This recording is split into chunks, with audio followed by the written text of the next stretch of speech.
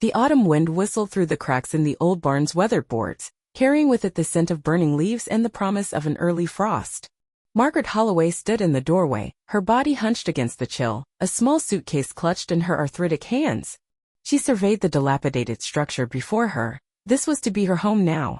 The irony wasn't lost on her. She'd warned her late husband Franklin about this very barn for decades, insisting it was unsafe, ready to collapse at the slightest provocation. Now it was her sanctuary. "It'll do just fine," she whispered to herself, though the quaver in her voice betrayed her uncertainty. Just fine.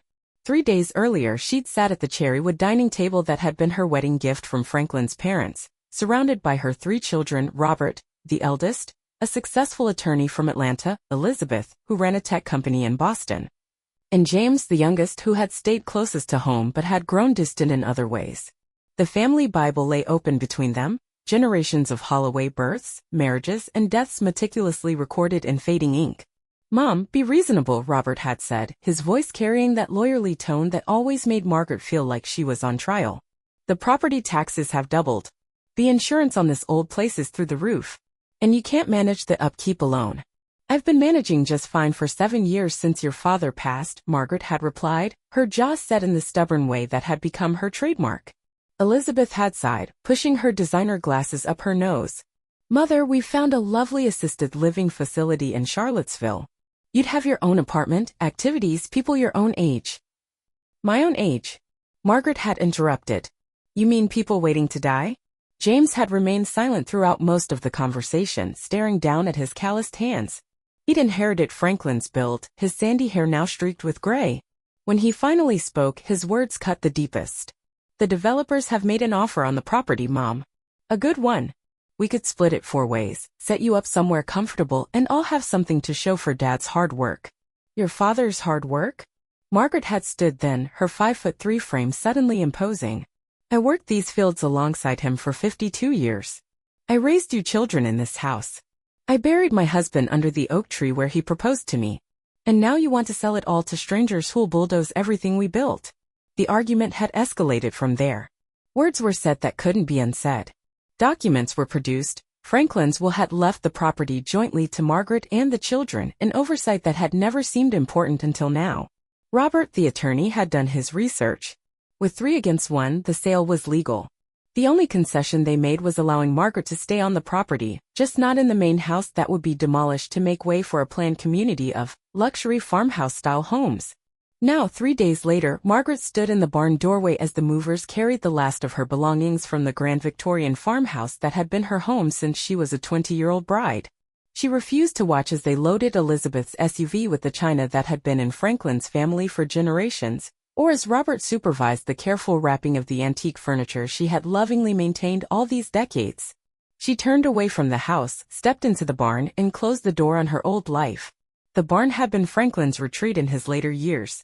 After he'd handed most of the farming operations over to the tenant farmers who worked their land, he'd spent his days here, tinkering with his old John Deere tractor and crafting furniture in his makeshift woodshop. Margaret had rarely ventured inside, especially after his passing. Too many memories, too much Franklin in every corner. Now she surveyed the space with new eyes. The afternoon sunlight filtered through the dust-coated windows, illuminating floating particles that danced in the beams of light. The upper level still held bales of hay from years past. The main floor was relatively clean, but cluttered with Franklin's tools, half-finished projects, and decades of accumulated farm implements. In the corner stood the pot-bellied stove Franklin had installed when he first claimed the barn as his workshop. Beside it was a sink with a hand pump, connected to the same well that supplied the main house. Small mercies. At least she would have heat and water. James had reluctantly helped her move a bed, a small table with 2 chairs, and her rocking chair into the space before departing with barely a goodbye. He'd left an old refrigerator plugged into an extension cord that ran from the house, promising to figure something out about electricity before winter truly set in. Margaret set her suitcase down and sank into her rocking chair. Her body ached with exhaustion and something deeper, a bone-deep weariness of spirit. At 78, she had never imagined herself homeless, yet here she was, exiled to the outbuilding of her own property. "Fine way to treat your mother," she muttered, rocking gently, the familiar creak of the wood beneath her somewhat comforting. "After all I've sacrificed for them." As daylight faded, Margaret forced herself to unpack her meager belongings. She brought only what she could argue was truly hers: her clothes, her personal items, a few cherished photographs. The children had been generous enough to let her take her own bedroom furniture, though Elizabeth had looked longingly at the hand-carved headboard Franklin had made for their 40th anniversary. Margaret made up the bed with the quilt her grandmother had stitched, arranged her toiletries by the sink, and set up a small pantry of non-perishable foods on a workbench. She heated a can of soup on the pot-bellied stove and ate it directly from the pot, too tired to bother with the proper setting. That night, she cried herself to sleep for the first time since Franklin died, the sobs racking her small frame as the wind moaned through the eaves of the barn, almost as if the old structure itself shared in her grief. Morning brought with it a sense of grim determination. Margaret had never been one to wallow for long. Franklin used to joke that she was more stubborn than a Missouri mule with a toothache, and she'd outlasted plenty of hardships in her long life. This would be no different. She rose with the sun, as she had every day for the past 6 decades, and set about making the barn habitable. The first order of business was cleaning. She swept decades of dust from the wooden floors, cleared cobwebs from corners, and scrubbed surfaces with vinegar and water.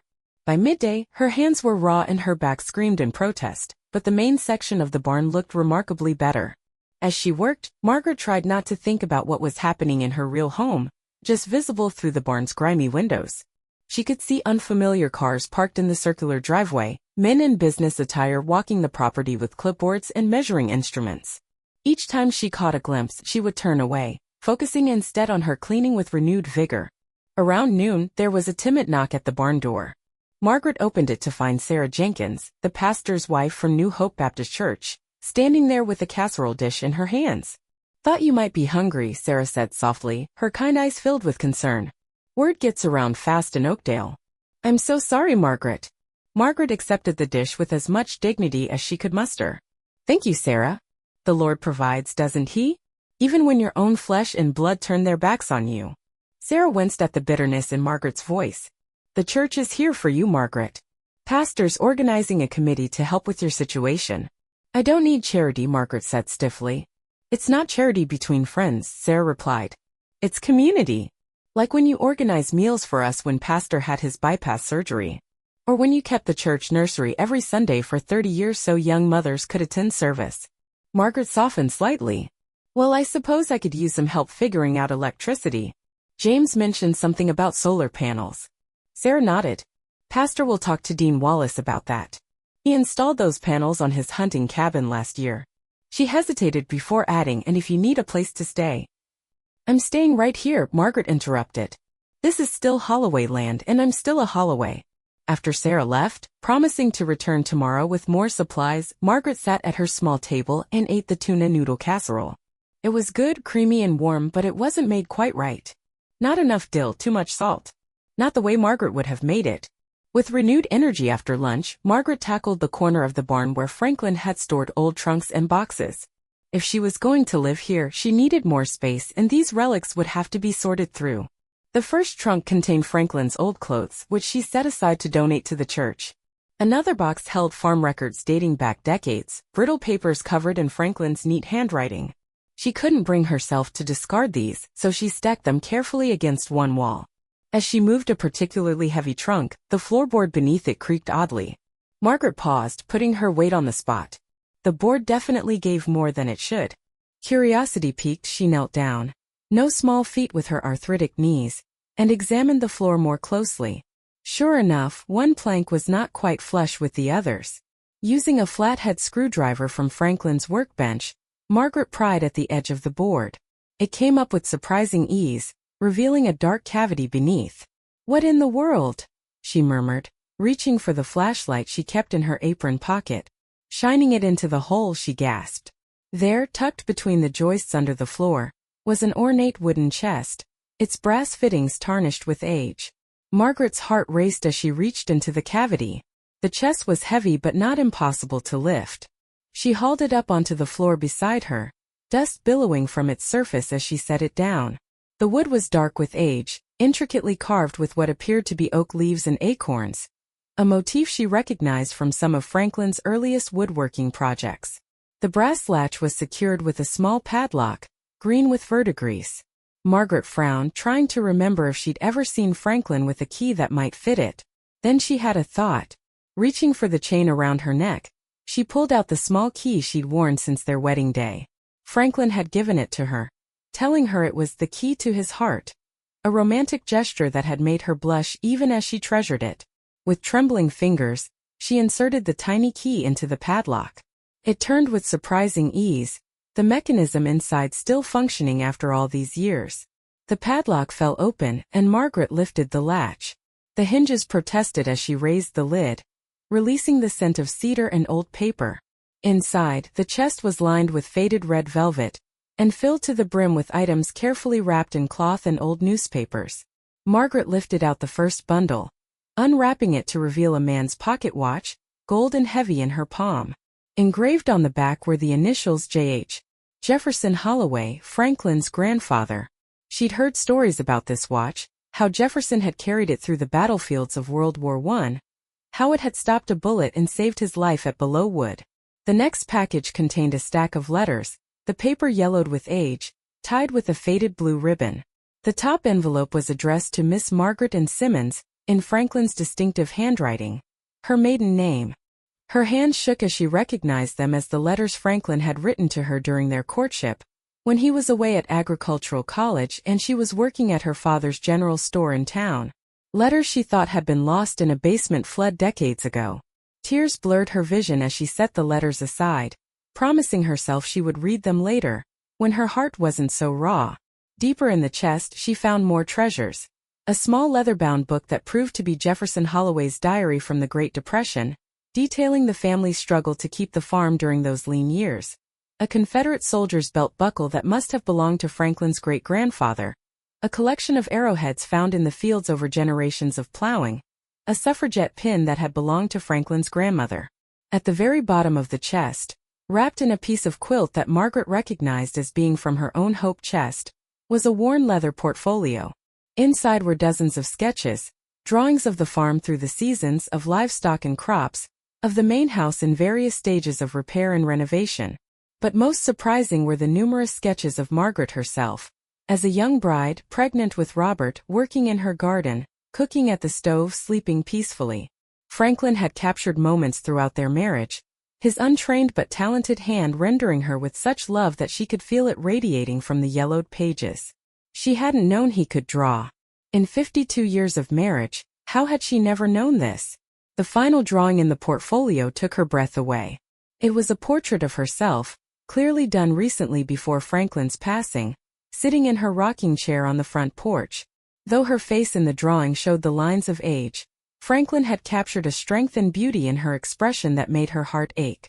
Beneath the drawing, in his shaky late-life handwriting, he had written, "Margaret and Holloway, the truest treasure of Holloway Farm."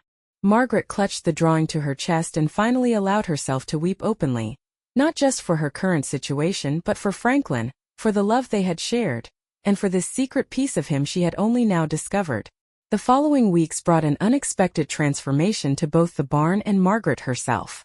Word of her situation had indeed spread through Oakdale, and the community responded with the solidarity typical of rural America. Pastor Jenkins arrived with a crew of church deacons who installed solar panels on the south-facing side of the barn roof, providing Margaret with enough electricity to run her small refrigerator, a lamp, and occasionally, an electric kettle. The Oakdale Ladies Auxiliary organized a barn warming, bringing household items, preserves from their pantries, and hand-sewn curtains for the windows. Even old Bill Thompson, who had feuded with Franklin over property lines for 20 years, showed up with his truck full of seasoned firewood for the pot-bellied stove. Margaret accepted their help with more grace than she had initially shown Sarah. There was comfort in these familiar rituals of community support, reminders of barn raisings and quilting bees that had punctuated her life in Oakdale. But the true transformation came from the chest and its contents. Each evening, after spending her days cleaning and organizing the barn, Margaret would sit in her rocking chair and explore another piece of her family's history. She read Jefferson's diary cover to cover, marveling at his descriptions of keeping the farm afloat during the Depression, trading labor for food, and still finding ways to help neighbors who were worse off. She discovered a small notebook belonging to Franklin's mother, filled with recipes and household remedies. Tucked between its pages was a newspaper clipping from 1965, showing a young Franklin and Margaret at a civil rights demonstration in the nearby university town, standing alongside both black and white students. Margaret remembered that day, the fear she'd felt, the conviction that had overridden it, and the pride when Franklin had taken her hand in public, unconcerned with the disapproving stares of some of the older farmers. Most precious were Franklin's letters. Reading them by lamplight, Margaret rediscovered the passionate, articulate young man she had fallen in love with.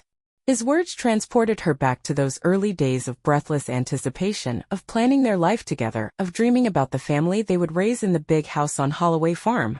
One letter in particular caught her attention. Dated just weeks before their wedding, Franklin had written about his hopes for their future. "I've been thinking about what it means to be a steward of this land, Maggie. Pa says the Holloways have never really owned these acres. We've just been taking care of them for the generations to come. I want our children to love this place like I do, to understand that the soil under their feet connects them to something bigger than themselves. But I want them to be free too. Free to choose their own paths, even if those paths lead away from Oakdale. Promise me you'll help me find that balance, honoring our heritage without chaining our children to it." Margaret read those words again and again, hearing Franklin's voice as clearly as if he were sitting beside her. Had they achieved that balance? Robert had left for college and never really returned except for holidays. Elizabeth had shown early on that farm life wasn't for her, seeking the excitement of city living. Only James had stayed close, though even he had built his life in town rather than on the farm. Had her children's current actions, selling the farm, moving her to the barn, been brewing for decades? Had she and Franklin somehow failed in connecting their children to this land, to its importance? Or had Franklin been right all along, that their children should be free to choose their own paths? These questions followed Margaret through her days as October gave way to November. The barn was now surprisingly comfortable. She had arranged her bed in the corner furthest from the drafts, created a small kitchen area around the stove, and set up a reading nook by the cleanest window. The chest and its contents were displayed carefully on shelves that Bill Thompson had helped her build, each item a conversation piece when visitors stopped by. And visitors did come. Word of Margaret's discoveries had spread, and lifelong Oakdale residents were curious about this unexpected glimpse into local history. Margaret found herself hosting impromptu gatherings, serving coffee and her famous buttermilk biscuits as neighbors examined Jefferson's watch or read excerpts from his diary. "My granddaddy used to talk about how your Jefferson helped him keep his farm during the Depression," Mabel Wright said one afternoon, carefully handling the diary. "Said Jefferson organized a work exchange among all the farmers so nobody had to hire labor they couldn't afford. And this," said Tom Peterson, pointing to a faded photograph of Franklin's father standing proudly beside the first tractor on Holloway Farm, "this changed everything for the valley. Once Howard Holloway got that tractor, everyone knew mechanization was the future."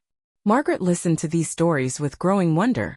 The Holloway legacy in Oakdale ran deeper than she had realized. It wasn't just about their family, it was woven into the very fabric of the community. The Sunday before Thanksgiving, Margaret attended service at New Hope Baptist as she had nearly every week of her adult life. She sat in her usual pew, though now alone instead of surrounded by family. After the final hymn, as the congregation filtered out, she found herself lingering, staring up at the stained glass window behind the pulpit, a scene of Christ feeding the multitude, donated by Franklin's parents in 1943. Pastor Jenkins approached, sitting beside her in the empty church. "Heavy thoughts this morning, Margaret?" She nodded slowly. "I've been thinking about legacy, Pastor. About what we leave behind." "Natural thoughts, given your circumstances," he agreed. Finding that chess must have stirred up a lot of memories. "It's not just memories," Margaret said. "It's perspective. Franklin and I spent our lives thinking we were building something for our children. But maybe we were thinking too small." The pastor waited patiently as Margaret gathered her thoughts. "The farm isn't just about the Holloways," she continued. "It's about Oakdale. It's about all the connections between families that have lived here for generations. When my children sell to those developers, it's not just my home that will be lost." Pastor Jenkins sighed. "Progress is inevitable, Margaret. We've seen it all over the county. Family farms giving way to subdivisions. But does it have to be?" Margaret asked, a new intensity in her voice. "What if there was another way?" That evening, Margaret sat at her small table in the barn, a legal pad before her, the contents of the chest spread around her for inspiration. She wrote long into the night, pausing occasionally to warm her hands on a mug of tea or to read another passage from Jefferson's diary. By morning, she had a plan. Thanksgiving had always been Margaret's favorite holiday. She loved the preparation, the cooking, the gathering of family around her table. This year, for the first time in over 50 years, she would not be hosting in the big house with its spacious dining room and well-appointed kitchen. Instead, she had sent a simple invitation to her children. Thanksgiving dinner in the barn, 2 p.m. Please come. We need to talk. Mom. To her surprise, all three had accepted. Perhaps curiosity about how she would manage a holiday meal in her new circumstances had overcome their reluctance to face her after their falling out. Margaret rose before dawn on Thanksgiving Day, just as she always had. The barn was chilly, but the pot-bellied stove soon had the space warm and fragrant with the scents of roasting turkey. She had borrowed a camping oven from Bill Thompson that fit atop the stove, and though it was small, it accommodated her cooking needs with some creative scheduling. By 1 o'clock, the makeshift dining table, actually Franklin's old workbench, scrubbed clean and covered with her best tablecloth, was set with the everyday dishes Sarah Jenkins had brought her. The china might be gone, but Margaret had laid each place with care, adding sprigs of late-blooming chrysanthemums from the garden behind the barn. The turkey, smaller than her usual bird but perfectly golden, rested on a platter. Around it were arranged all the traditional sides: cornbread stuffing, green bean casserole, cranberry sauce, mashed potatoes with gravy, and her famous buttermilk biscuits. A makeshift sideboard held 3 pies: apple, pumpkin, and pecan, Franklin's favorite, which she still made every year in his memory. At precisely 2 o'clock, she heard cars in the driveway. Taking a deep breath, Margaret smoothed her dress, one of her best, saved from the move, and opened the barn door. Robert arrived first, looking uncomfortable in his city clothes, a bottle of wine in his hand. Elizabeth followed, her face a mask of polite curiosity. James came last, his expression guarded but his eyes taking in the transformed barn with obvious surprise. "Happy Thanksgiving," Margaret said formally, stepping aside to let them enter. "Thank you for coming." The awkwardness was palpable as they took in the space that was now their mother's home. Robert's gaze lingered on the solar panels visible through the window, Elizabeth noted the neatly arranged living quarters, and James stared at the collection of items displayed on the shelves. "Is that Grandpa Jefferson's watch?" he asked, breaking the silence. Margaret nodded. "It is. Along with quite a few other family treasures I found hidden beneath the floorboards." She watched as her children approached the shelves, their interest overcoming their discomfort. For the next half hour she explained each item, sharing the stories she had uncovered and the connections to Oakdale's history. "I had no idea," Elizabeth murmured, carefully handling the suffragette pin. "Why didn't Dad ever show us these things?" "I think he was saving them," Margaret replied. "For the right time." When they finally sat down to dinner, the atmosphere had shifted slightly. The shared history had created a thin bridge over the chasm that had formed between them. Margaret said the blessing, thanking God for family, for heritage, and for new beginnings. As they ate, conversation remained cautious but civil. Robert talked about his children's accomplishments at school, Elizabeth mentioned a new project her company was undertaking, and James spoke of challenges with his hardware store in town. It wasn't until they were serving pie that Margaret finally broached the subject that had brought them together. "I know you're all wondering why I invited you here," she began, her voice steady. "It's not just for Thanksgiving dinner, though I'm grateful we could share this meal." She rose and retrieved a folder from her bedside table, returning to place it in the center of the table. "I've been doing a lot of thinking since I moved out here. About family, about legacy, about what Franklin and I really wanted for this land." She opened the folder, revealing the legal pad filled with her neat handwriting. "And I've come up with a proposal." The children exchanged glances as Margaret continued. "The developers have offered you a good price for the farm. But I'm offering you something better." She took a deep breath. "I want to turn Holloway Farm into a living history museum and community agricultural center." The silence that followed was profound. Robert was the first to recover. "Mom, that's not practical. The property taxes alone would be eliminated if we register as a nonprofit," Margaret finished for him. "I've spoken with Sarah Jenkins' nephew who practices nonprofit law in Richmond. He's drawn up the preliminary paperwork." She handed each of them a document from the folder. The main house would become a museum, showcasing the history of farming in the valley with special exhibits on how Oakdale's farms helped the community survive the Depression and contributed to the war effort during World War II. The outbuildings would be restored as educational spaces where school children could learn about agriculture and sustainable farming practices. Elizabeth skimmed the document, her business mind clearly calculating. "And the funding? Museums don't generate much revenue. That's where the Community Agricultural Center comes in," Margaret explained. 10 acres would be dedicated to community garden plots that people could rent. Another section would be used for a farmer's market. We'd offer classes on everything from canning to beekeeping. James was studying her notes with increasing interest. You've really thought this through. I have, Margaret affirmed. And I've spoken with several organizations about grants for rural preservation and agricultural education. There's funding available that we can apply for. Robert leaned back in his chair, crossing his arms. And what do we get out of this? The developer's offer would give each of us a substantial sum. Margaret met his gaze directly. You get to honor your father's legacy. You get to preserve something meaningful for your children and grandchildren. And yes, you'd each sit on the board of the foundation with modest compensation for your time. She paused, then added quietly, you also get your mother back in your lives if you want that. The conversation that followed lasted well into the evening. There were objections, calculations, alternative suggestions. Robert was the hardest to convince, his attorneys mind finding potential pitfalls in every aspect of the plan. Elizabeth, surprisingly, became increasingly supportive as the discussion progressed, her business acumen helping to refine the proposal into something more viable. James, who had been the quietest during their original confrontation, now spoke passionately about the possibilities for connecting the project to local schools and community groups. As darkness fell outside, Margaret lit the oil lamps she kept for atmosphere, their warm glow softening the faces of her children, reminding her of Thanksgiving dinners from decades past. There's one more thing, she said, reaching for the leather portfolio. She handed each of them one of Franklin's sketches. Robert received a drawing of himself at age 10, proudly showing off his first catch from the farm pond. Elizabeth got a sketch of herself as a teenager, reading under the big oak tree. And James was given a drawing of himself working alongside Franklin in this very barn. Your father saw you all so clearly, Margaret said softly. He was so proud of each of you, of the adults you became, even when your choices took you away from the farm. He understood that was part of love, letting go. She took a deep breath.